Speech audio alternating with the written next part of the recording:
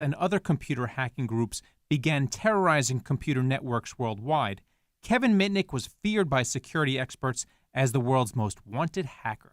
I was fascinated with magic, and then I became involved in a thing called phone phreaking, which was manipulating the telephone network. And like some of the pranks I used to pull as a kid is I changed the class of service of a friend's telephone to that of a payphone, so whenever he or his parents tried to make a call, it'd say, please deposit a quarter.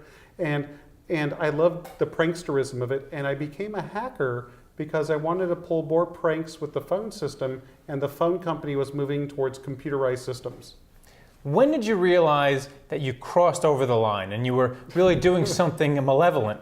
Well, I realized that when I was young. I actually started computer hacking before there were laws against it. And in fact, in high school, in my senior year, I went to class, and the first assignment was to write a program to find the first 100 Fibonacci numbers. Instead, I wrote a program to steal passwords.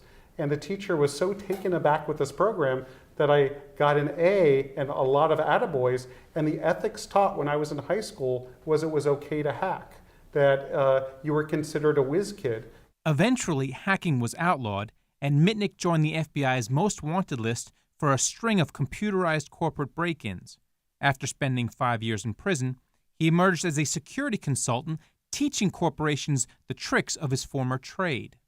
Now that you're on the other side, trying to catch hackers, how does it feel to be playing defense as opposed to offense? It's harder, because a hacker only has to find one security vulnerability to get in, and as a security professional, we have to find all the vulnerabilities and close and shore up the defenses before the bad guys figure it out.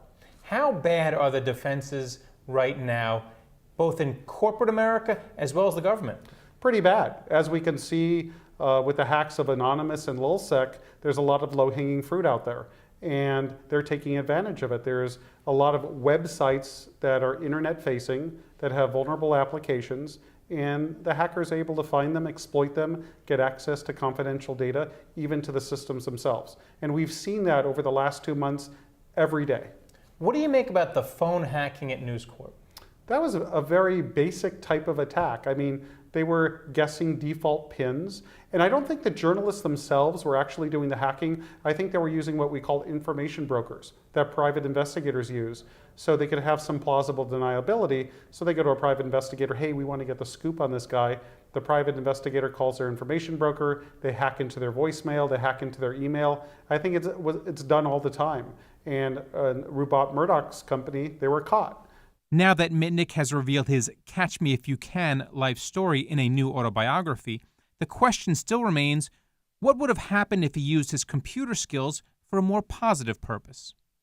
When you see people like Bill Gates Yes. and now Mark Zuckerberg, did you ever think, I could have been that person instead of the hacker who went to jail? Yeah, I actually think about that. I don't think more about Bill Gates, but I think more like Mark Zuckerberg, because I think about, why didn't I think of this? Or especially like YouTube, something so simple and so elegant, and they sold it to Google for billions of dollars. And even today, I'm trying to think of the next thing that would be like the killer app of the internet.